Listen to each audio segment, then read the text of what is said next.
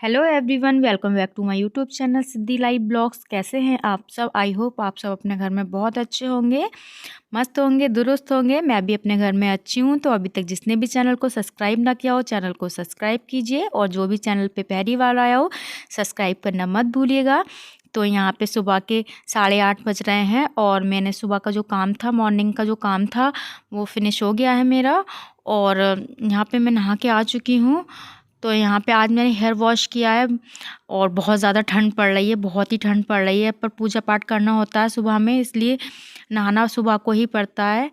और यहाँ पे बाल वगैरह मेरे बहुत ज़्यादा गीले हो रहे थे, तो मैंने टॉवल से बाल थोड़े से सुखाए। उसके बाद यहाँ पे मैं थोड़ा मॉइस्चराइज़र वगैरह अपने फेस पे लगाऊंगी, क्योंकि सर्दियों में थोड़ा सा ना फेस डल हो जाता है, और मॉइस्चराइज़र लगा लो थोड़ा सा तो ड्राई नहीं रहता है। तो यहाँ पे बहुत ज़्यादा ठंड हो रही थी, बहुत ज़्यादा। तो यहाँ पे देखिए मैं आग जलाने की तैयारी कर रही हूँ, क्योंकि बाल भी गीले हो रहे थे, तो बहुत ज़्यादा ठंड लग रही थी। क्योंकि एकदम से मैं मतलब बाबू को फीड वगैरह नहीं करा पाती हूँ, क्योंकि वो छोटा है, तो वो ऊपर का दूध नहीं पीता है, तो उसे दूध वगैरह पिलाना पड़ता है मुझे। तो यहाँ पे मैं बाल वगैरह सुखा लूँगी थोड़े से, और मुझे नाश्ता वगैरह भी बनाना है।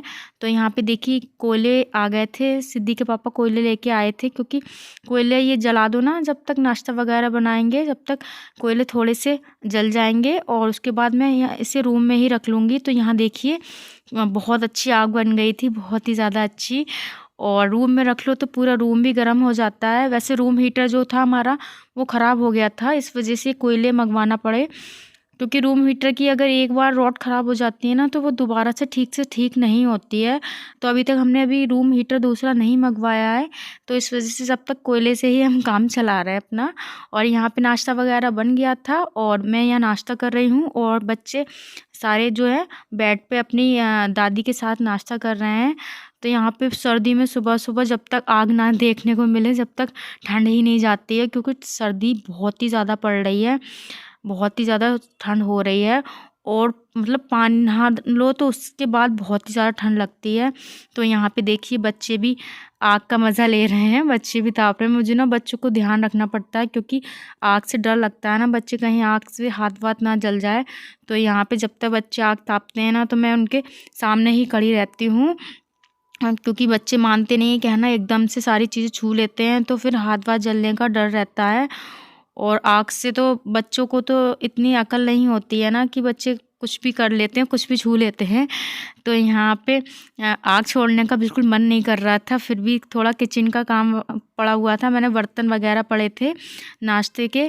तो मैंने सोचा चलो आग के पास बैठी रहूँगी, जब तक तो कोई काम होगा नहीं। तो यहाँ पे थोड़ा बहुत था, मैंने आग वगैरह जो थी वो बाहर रख दी थी। उसके बाद यहाँ पे मैं किचन का काम फिनिश कर रही हूँ, क्योंकि नाश्ते के बर्तन थे, और सिद्धि के पापा यहाँ सब्जी भी ले आए थे। तो यहाँ पे मैं जो फ्रिज की जो बास्केट वगैरह होती है, वो मैंने ना सब्जी ख़त्म हो गई थी, उसके बाद मैंने धो के रख दी थी।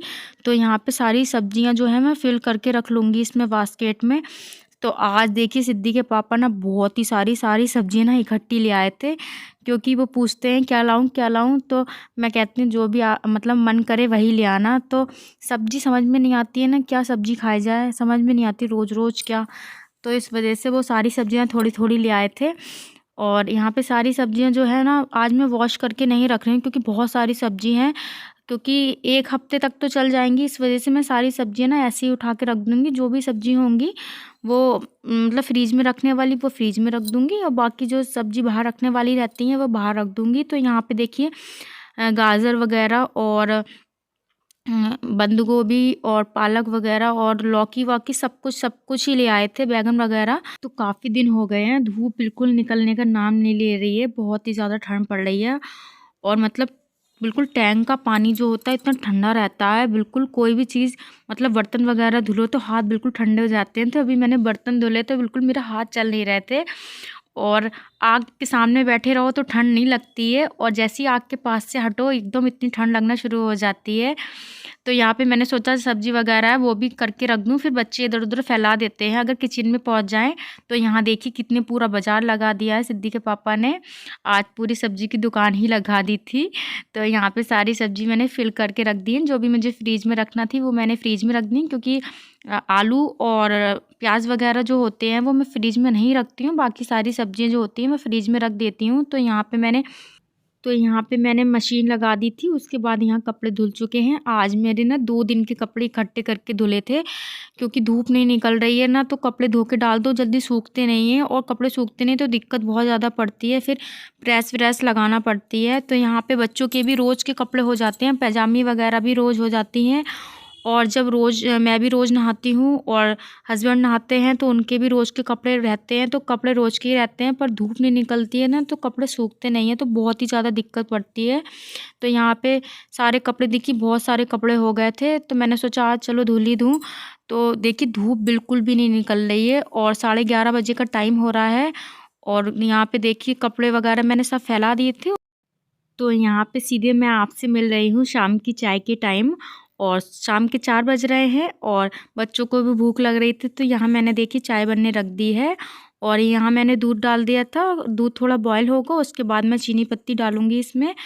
तो यहाँ पे बच्चे बोल रहे थे आज बहुत भूख लग रही है मम्मी, बच्चों को तो कभी रहता है भूख लगने लगती है, बच्चे थोड़ा थोड़ा खाते हैं तो उन्हें कभी भी भूख लगने लगती है। तो यहाँ पे देखिए हमारा दूध बॉईल हो गया था, उसके बाद मैंने चीनी पत्ती डाल दी है, और यहाँ पे उसके बाद मैं थोड़ी सी इसमें अदरक डालूँगी, क्योंकि बिना अदरक के सर्दियों में कोई टेस्ट ही नहीं लगता है चाय का, और बिना अदरक के तो अधूरी अधूरी सी लगती है चाय।